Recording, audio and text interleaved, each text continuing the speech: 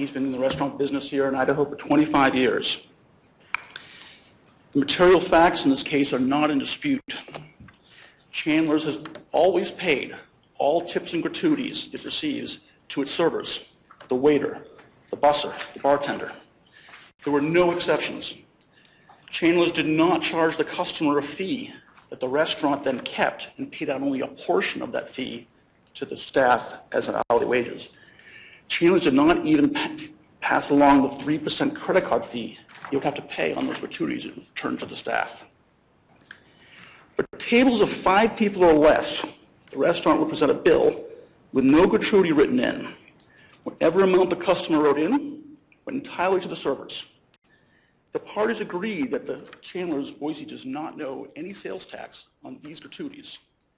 They're not included in the sales price and are not subject to the 6% tax. For tables of 6 or more, the restaurant would write in a gratuity of 18%. If the table got bigger and justified 2 or more servers, the restaurant would write in a gratuity of 19%. And for room services, for guests of the hotel, the restaurant would write in a gratuity of 19%. The written-in gratuity did not say whether or not the customer could decline it in whole or in part. The Commission's position here is it doesn't depend on whether or not it could be declined in part, only that it did not have an additional disclaimer that it was voluntary or not. However, whatever the gratuity paid, higher, the amount proposed, lower, all went entirely to the servers. The Commissioner audited the restaurant from May 1st, 2007 to May 31st, 2010, a 37-month period. Mr. Chandler was surprised when the Commission decided he was required to pay tax on these 3 types of written-in gratuities that went to his servers. He's undergone audits before in the 25 years he has been in the restaurant business in Idaho without this issue coming up. A notice of deficiency was protested by Chandlers. The Tax Commission upheld its deficiency. Chandlers made an intermediary appeal to the District Court, which affirmed the Commission. The issue before the court is about whether Chandlers, the restaurant, has to pay sales tax on these written-in gratuities that doesn't explicitly say whether it's voluntary or not, even if it is voluntary, and when all the gratuities are paid to the servers and Chandler's not receiving any of the money. The Commission argues that these type of written-in gratuities, unlike the other gratuities, these written-in gratuities are subject to a special rule by which they are included in the sales price, and so Chandlers has to pay 6% sales tax on these amounts.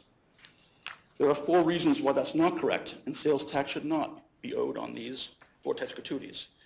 They're not owed under Idaho Code Section 63-3613B6, the same statute, B4, as evidenced by the 2011 Amendment, clarifying what those statutes mean, and the Commission's own rule, 35.0102 11.02C, the mixed rule transaction. I'll now turn to the statute. There's only one statute that imposes the sales tax. It's Idaho Code 63-3619. 19 says there shall be an excise tax imposed upon each sale at the rate of 6% of the sales price of all retail sales. There are 3 defined terms in 3619. It's not a dispute that this is a sale. It's defined in 3612, and it clearly is a sale. It's also not in dispute that it's a retail sales. It's defined by 3609, and it's clearly the case. The defined term in 3619 that is in dispute here is sales price, which is defined by 3613. So this case might be simplified to the short proposition: Mr. Chandler has to pay 6% of sales price. What is the sales price in these transactions? The statute 3613, which defines sales price, has 2 parts, A and B. A includes in a broad swath. It pulls things into the sales price, and 3613B is what provides the exceptions. 3613B says the following amounts are not included in the sales price. And one of those exceptions, 3613B6, says, not included in the sales price, the amount charged for finance charges, carrying charges, service charges, time price differential, and interest on deferred payment sales.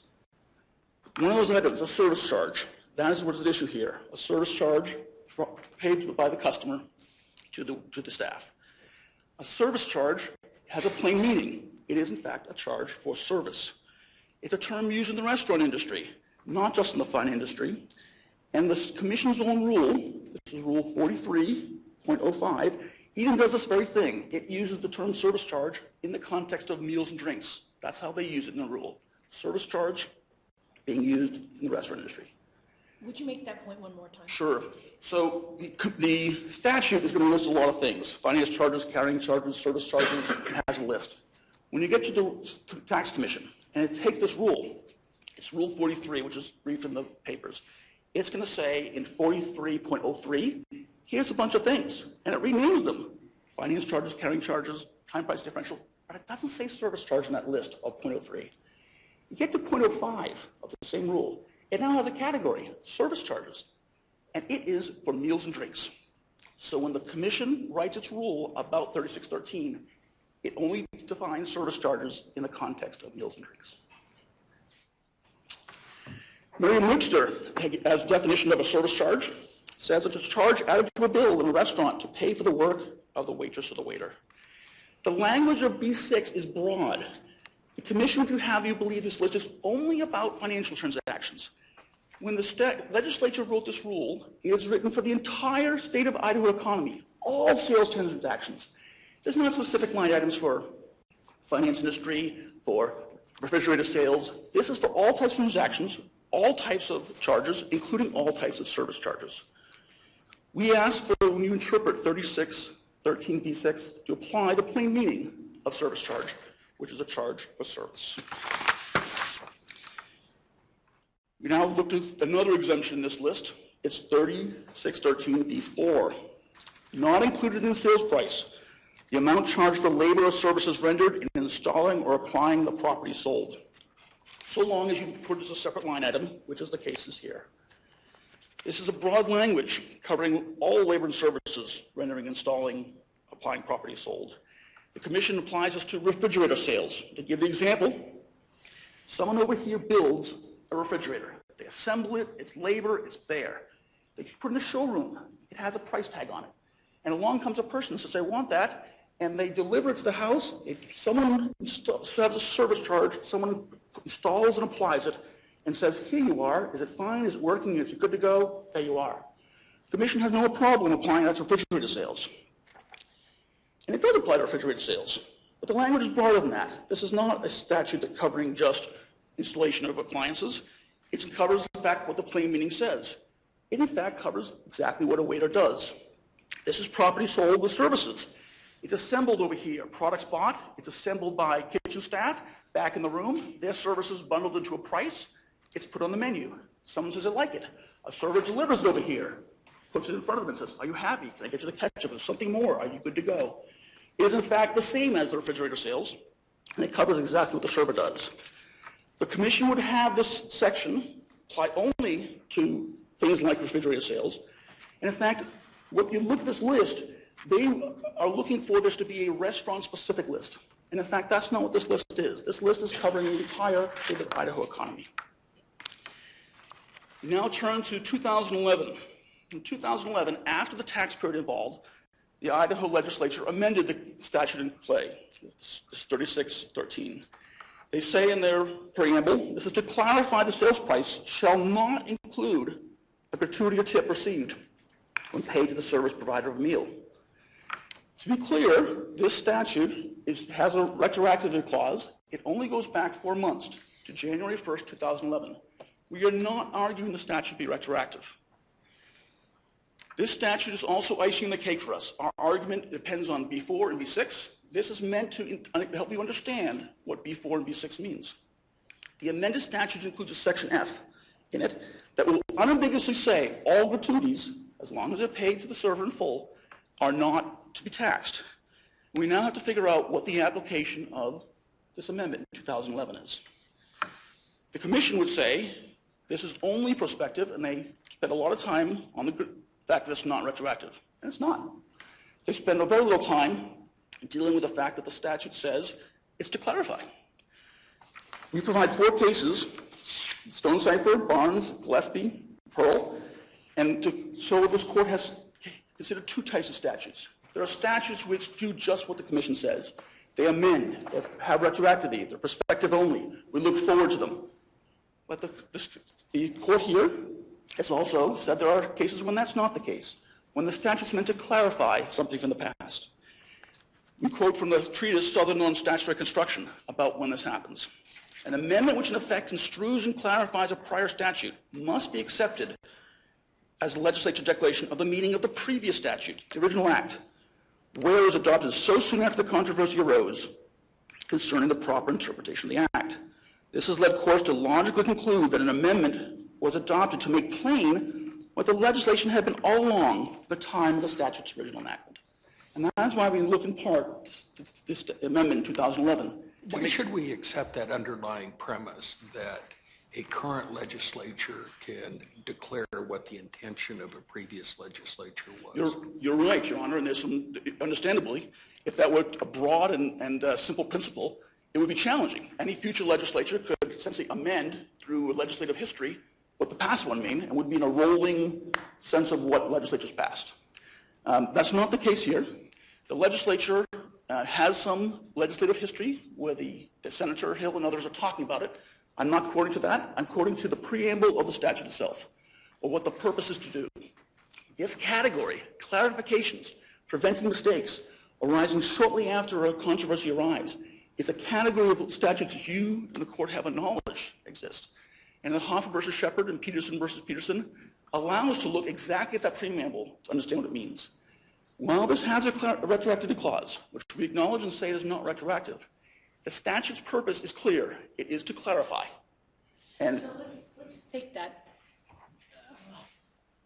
concept a little bit further, and let's say that the legislature passed a law in 1901. Can the legislature in 2016 declare what the meaning of that 1901 law was? no, Your Honor, not as declared in the meeting. The 1901 legislature and the text of the statute starts that. We look at the plain meaning of the statute, and if that has enough for us, we're done. And so here, I would say that is the case because of B4 and B6. Now here, what would happen is if in 1901 the statute's passed, it lays dormant, it's little used. And then in a tax audit in 2010, looking back, a new application arose, a controversy arises, people go, my goodness, why is the commission, why is someone doing it this way? And we look at it and say, oh, this is not what 1901 meant. They pass a statute in 2010, here 2011, and say, this, my goodness, this is not what the legislature intended, this is not what it wants, this is not the way it should be. You need to find, in your example, just before the amendments passed, you need to find a controversy arising, and that the statutes are responsive to that controversy. And what is the controversy? It's about the 1901 statute. And if that is the case, I think that's exactly right. This court has acknowledged in multiple cases, we have the 4 put before you, and that's exactly what this court has done and allowed. And it's allowed the future statute, in your example, 2017, to help us understand what the original meaning of the 1901 statute was. I don't understand your reliance on Hoffer. In this case, we're talking about a portion of the title that uses the word clarify. Hoffer, we were considering a section of the bill that was enacted into law, although it wasn't assigned a code section. That's exactly right, Your Honor. And the question is in dispute, which you correctly articulated, whether or not it found its way to the code section. So in the code section, this statute, the 2011, it makes minor changes to other parts of the statutes, which are not an issue and are relatively small and irrelevant. The principal change in 2011 is to add section F to what it does. Those changes find itself into code. The preamble doesn't. And the question is, what is the legislative act? And in the Hoffer case, the court said, we look to the piece of paper put before the legislature. That is what they voted on. That is what they decided. That is the will of the legislature. The fact that it does not make it into code or not is not dispositive of whether or not what it voted on. That includes the preamble here. It would not include Senator Hill and other people's comments. And, Your Honor, so if we were to here argue against the plain meaning and look to Senator Hill's and others' comments, that would be a lift for us. And I would generally question not look at that. So it's your view that we look to the title of an act as an affirmative declaration of law? Not as to what the code would mean, but as to what the legislature's will is. That was what is put before them. That is what they voted on. That's a sheet of the majority. That is what's signed by the governor. The commission only cites about revising statutes, not about clarifying one. They would like to think this category does not exist. The purpose of this clarification is to avoid mistake. And how do we know that the statute is to clarify, not to amend? It's because of the principles I've suggested. It is because the title says to clarify, because it comes close in time to the disputes in this case, and because of the overlying legislative history of this case. So I've gone through B6, B4, 2011 amendment, and now I turn to Rule 11.02. This is the Idaho Code 35.0102, 11.02C. This is the mixed transaction rule. This is an existing rule of the commission, and it says, when you have two types of transaction, a mixed transaction involves the transfer of tangible personal property, that's what we have here, and the performance of a service. Those costs may be separately stated, which is the case here. Two separate transactions exist. One, the tangible property is subject to sales tax, and the other is not. I'll turn now to some of the commission's arguments. Rule 43. They make in Rule 43, they make a distinction that to decide whether or not it should be included in sales tax depends on whether or not it is voluntary or involuntary the tip. And particularly, when you write that line item in, whether you add an affirmative disclaimer. They make two steps here not found in the statute. Number one, that if you write it in and you don't see either way, that's going to be considered, the lack of disclaimer is as if it's involuntary. And two, then involuntary matters at all. This voluntary distinction that they're creating is somehow grounded in the statute. Neither is the case. If it were involuntary, as the commission suggests, we're left with a very funny rule. I'm the restaurant. I'm walking over. I put the bill in front of you. And now there's going to be a line item on it, and there's no disclaimer. If that's involuntary, well, help us all if it says 15%, 25%, 50%. Who knows what it is? That principally suggests an irrebuttable presumption that it is, in fact, involuntary would mean that that percentage tax would be applied to people. It is a far bigger implication that the commissioner is arguing that that's the case. It actually would also fall out of 3613A. It would no longer be the agreed upon price for rendered services. Their Rule 43 not only is not grounded in the statute, it conflicts with their other rule, 11.02C, the mixed rule transactions. And despite the commission saying this is about 1965 and how far this goes back, the inferences from the record is the opposite. This is a recent application. They've cited to a single case for this application the rule would apply, a 2011 tax commission decision for an audit period from 2006 to 2009. The timing of this, the 2010 audit for the periods of 2007, 2010, we're in the heart of the recession, and it's not a hard inference to see that they're looking for revenue. And to follow their argument, if this is true, that when a restaurant writes in a line item and gives all the money to the staff, it's working hard, not for itself. It's not receiving the money. It's hunting for money for its line workers, for its waiters. It's trying to get them some. If the tax commission is right, that when the restaurant goes to that extra effort to get that money for its staff, not receiving any of it, in fact, paying 3% on it on credit card receipts, this commission's rule would mean the legislature created a disincentive. It doesn't want business to do that. Why? Because they'll be sitting here having to pay 3% sales tax on an amount. The legislature would want restaurants to do what it can to try to get that money for its staff worker. And the Rule 43 creates a disincentive for that. By requiring the restaurant to pay 3%. Don't be distracted by the references to 3612. 3612 is a definition of sale. We don't dispute there's a sale here. And to the extent they look for a defined term of what sales price means, you look to 3613. And with that, Your Honor, I'll see the rest of my time. Thank you. Thank you. On behalf of the respondent.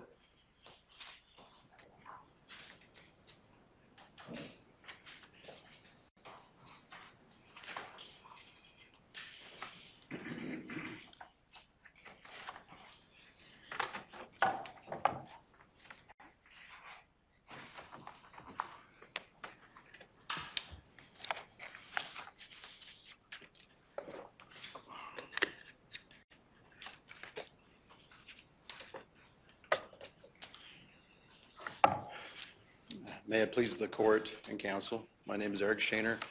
I'm a Deputy Attorney General, and I represent the Idaho State Tax Commission here in this matter today.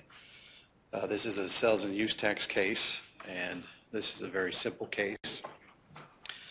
The Tax Commission asked that the district court decision be upheld. The district court's decision is very well reasoned, very well written, and they got it right. And so we asked that it be upheld. The Tax Commission has briefed these issues fully before the court, so we also ask the court to look at our brief. But I'd like to focus on a few points today.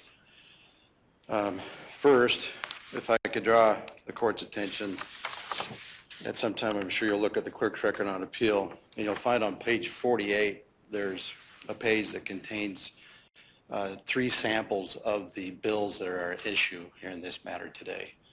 And you'll find partway down on the bill there's a line for, it says gratuity 18% or 19%, and it has it all the way across. This is the amount that Chandlers was giving to the server, the busser, the bartender, waiter as a supplement to their income.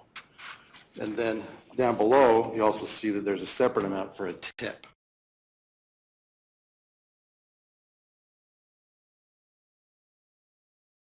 Automatic gratuity and also the tips.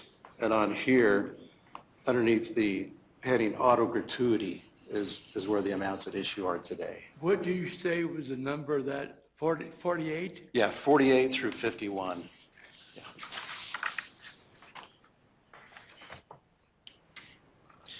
So the story here today is that back in 1988, according to committee minutes from House Bill 520, the Tax Commission had been taxing these automatic gratuities that are in question here today for about a couple of years, the minutes say.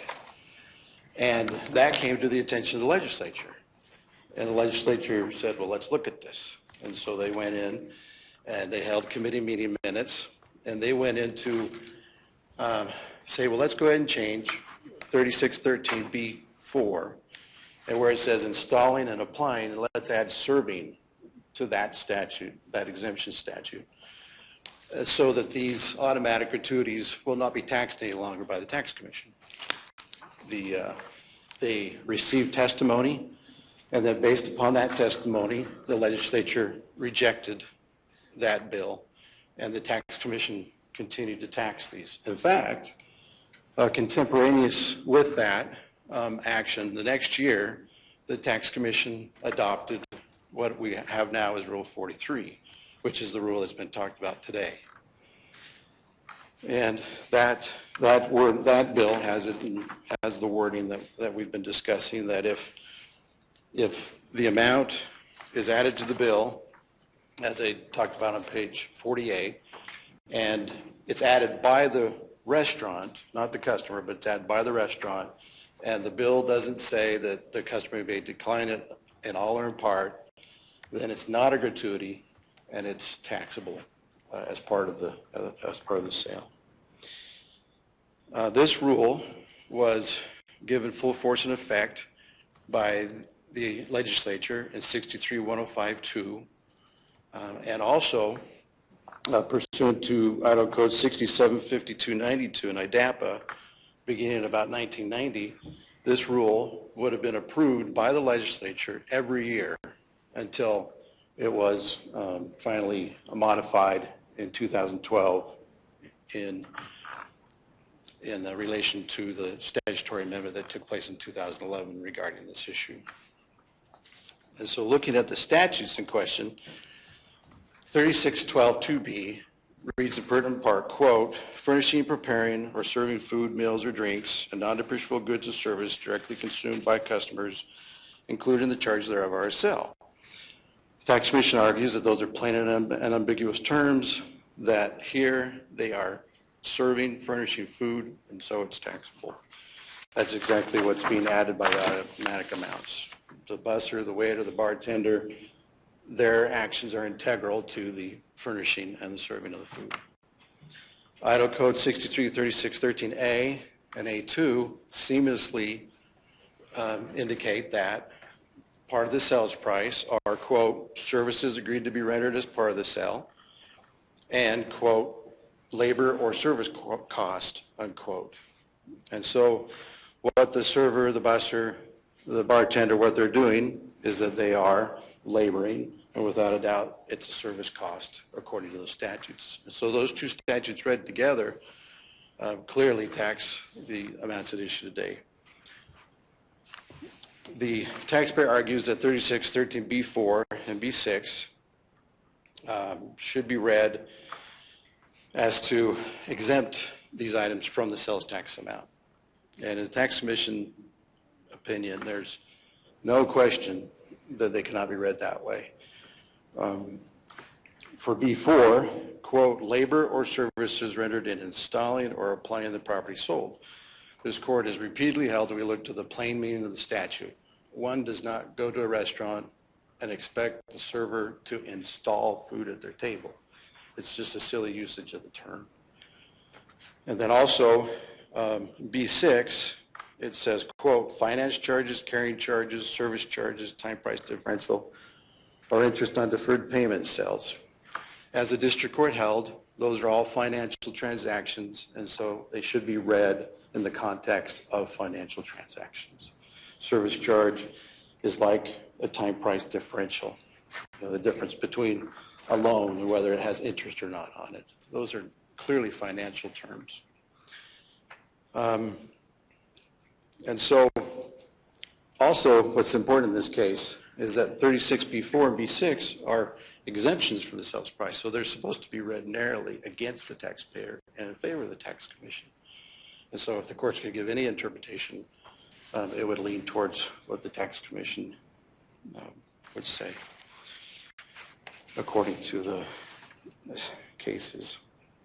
Now the rule in this matter, quote, when an amount is added to a customer's bill by the retailer and the customer is not advised in writing on the face of the bill that he may decline to pay all or part of the amount, is not a gratuity and the fee so added is subject to the sales tax, unquote. No one contends, neither party contends that this rule is ambiguous.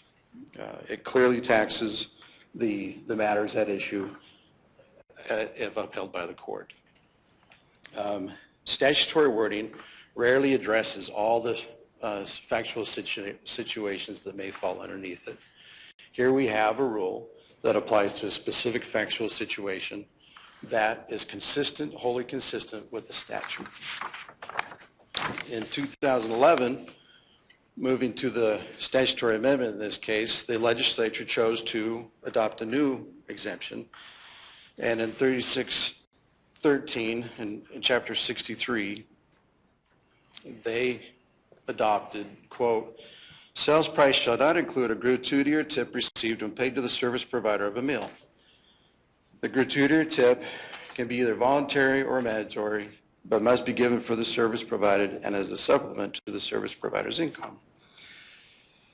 Now, it's really important to note that automatic amounts added to bills, as is here, looking back at page 49 of the clerk's record on appeal, those are still taxable in Idaho. The legislature did not change that. They only changed it narrowly, that those have to be provided to the service, the busser, the bartender.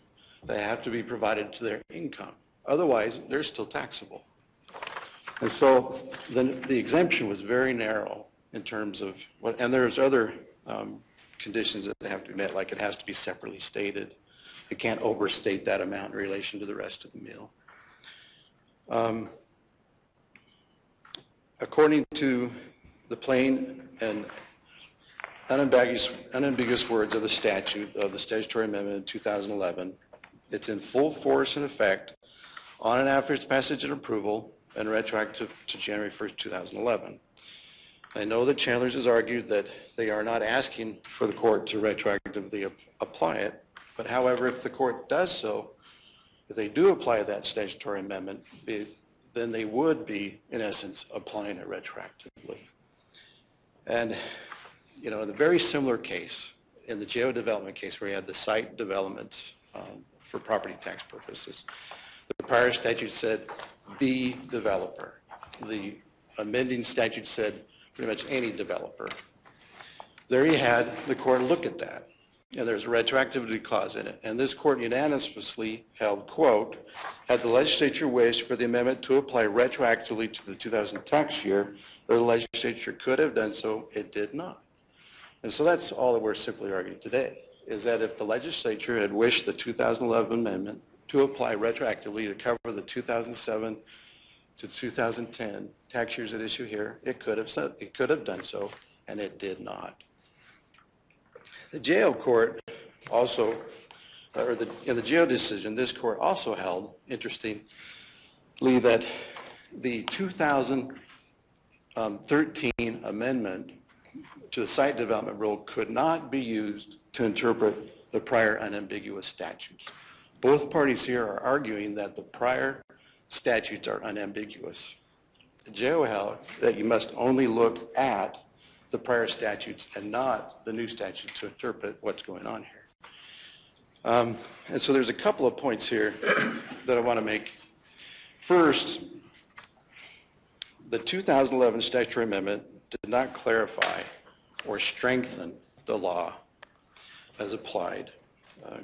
The cases that are cited by Chandlers, none of them have a retroactive clause in it that I could find. And also in all those cases that I could find where it was pertinent, the government was applying the law, and the later statutory amendment strengthened the way that the law was being applied.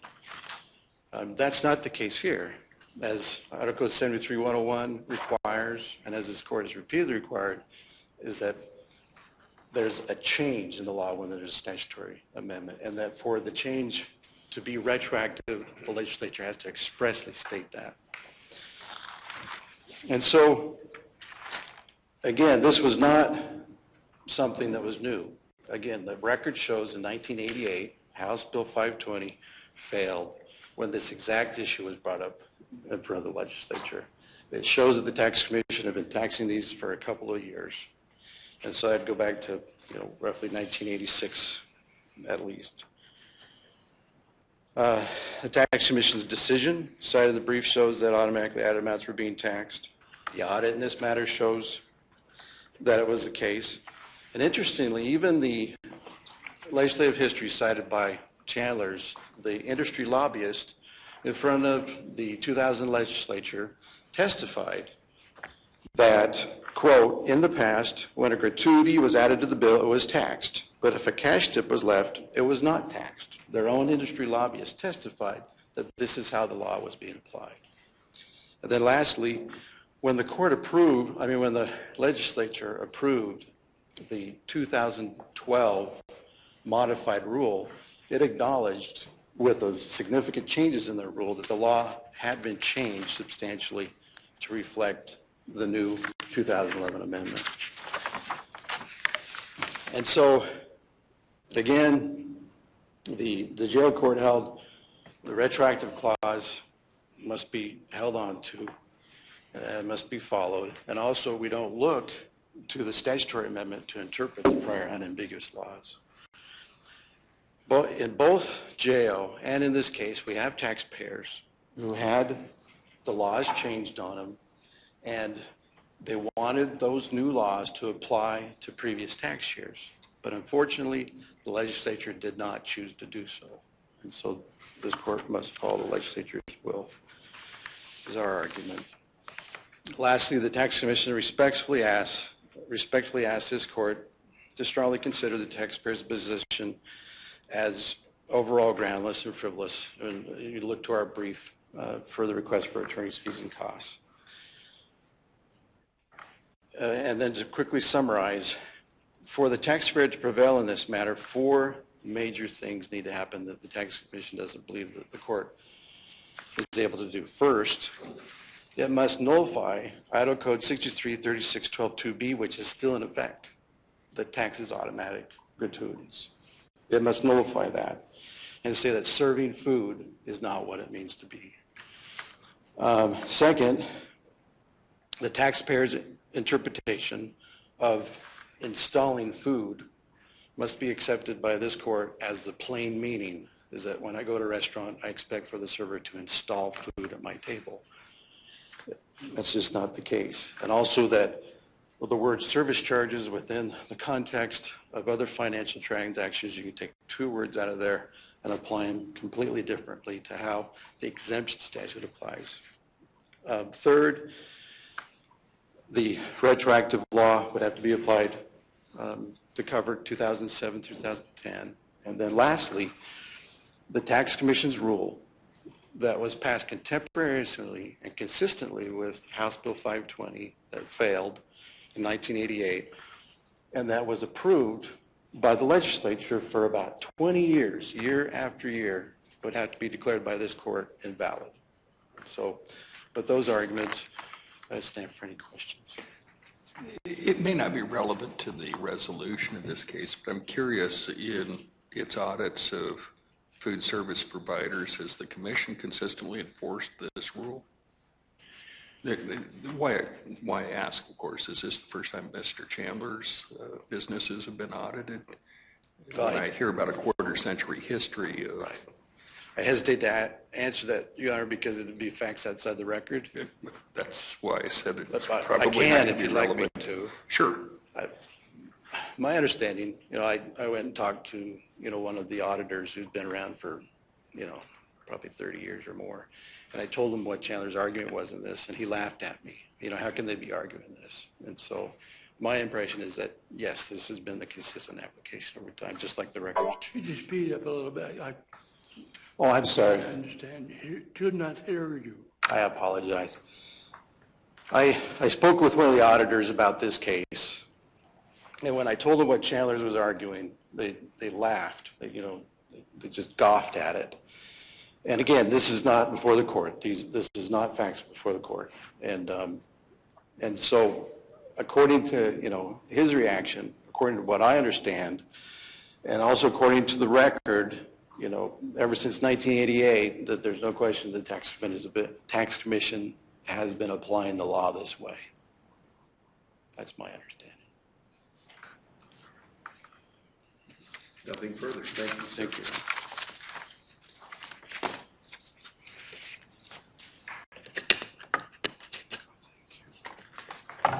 How much time does the appellant have? The appellant has 10 minutes.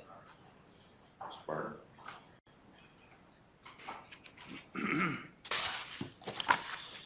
Thank you, Your Honors.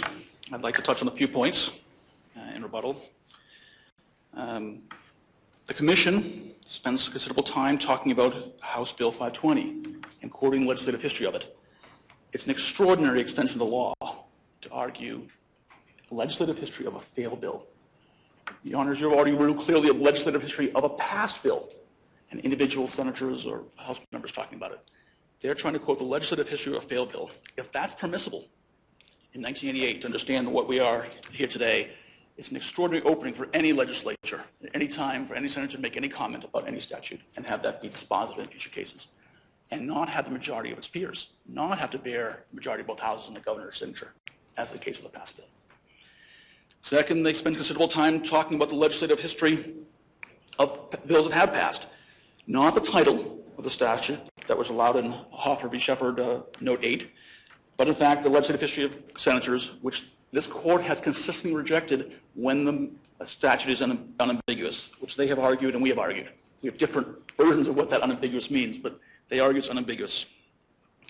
They also, in response to Judge Horton's questions, are talking about facts not in the record, and I understand it's in response to a question.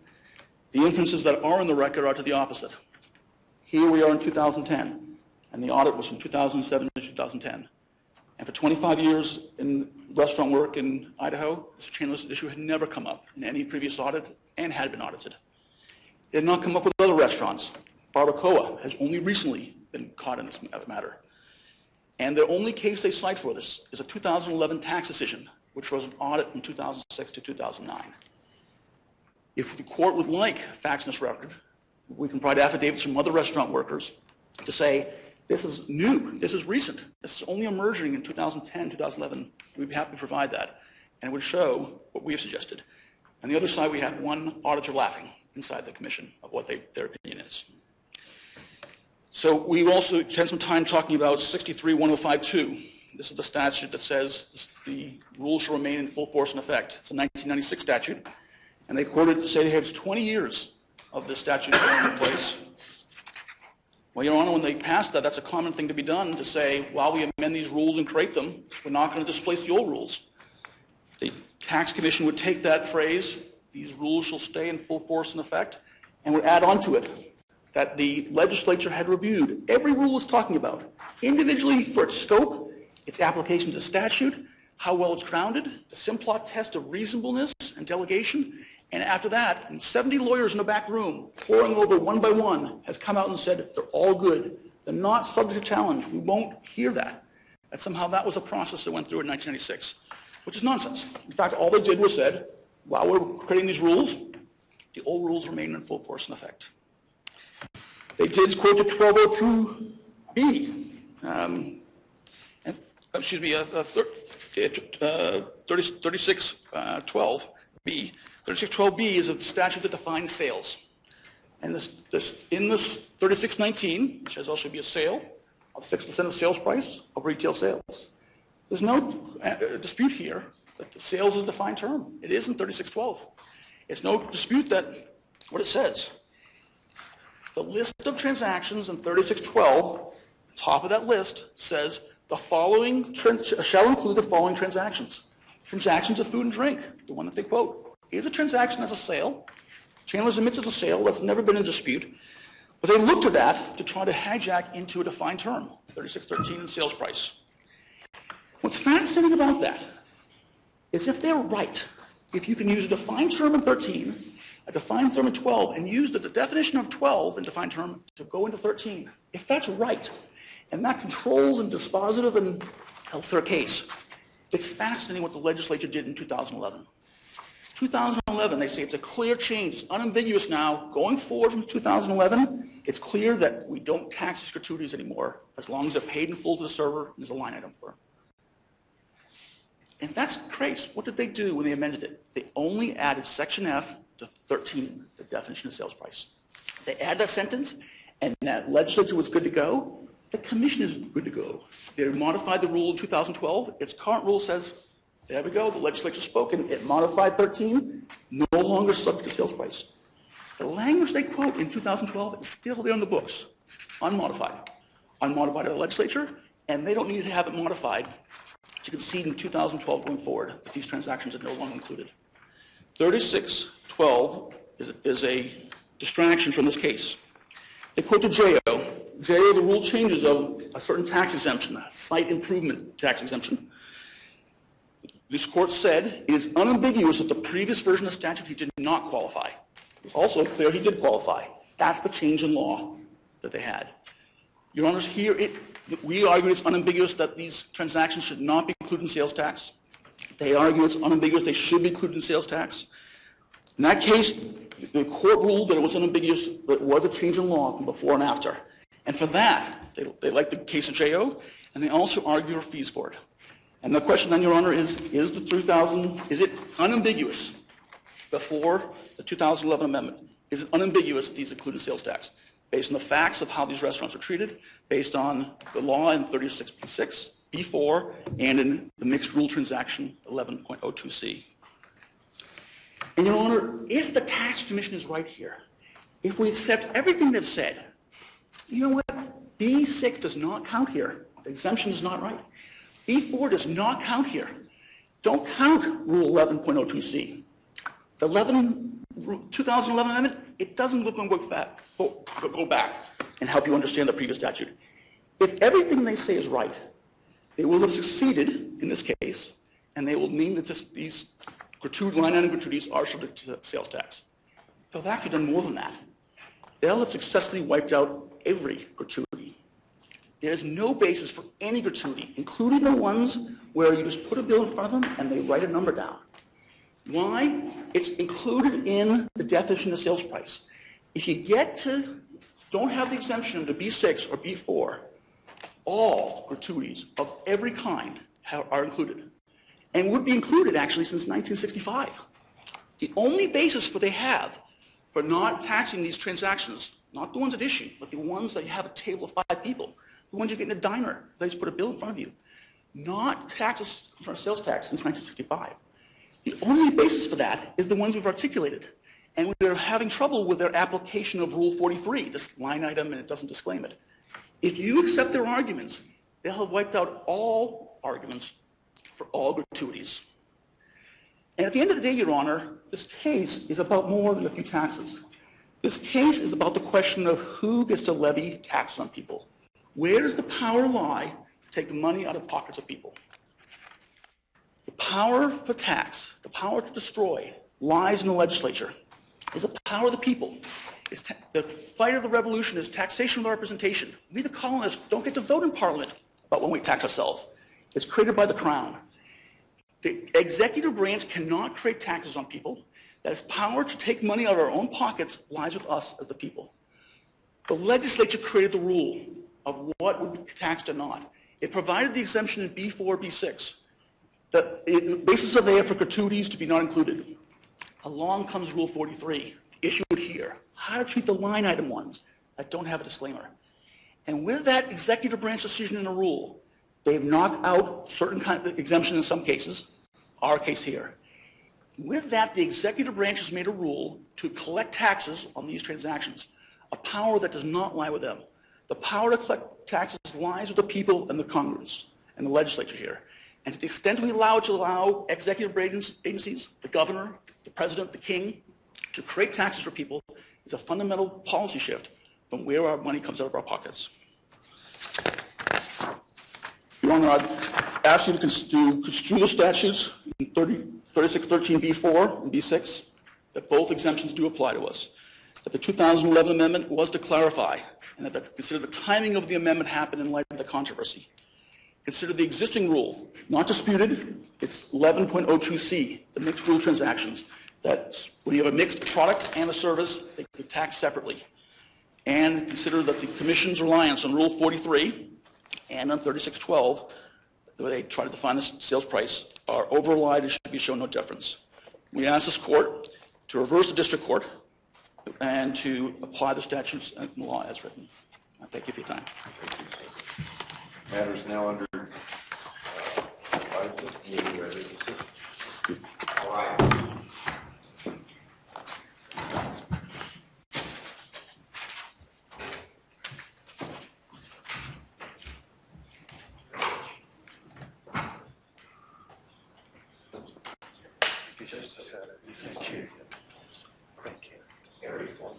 Good to see you. Yeah. I wish I could go out there and play some tennis. Yeah. Thank you.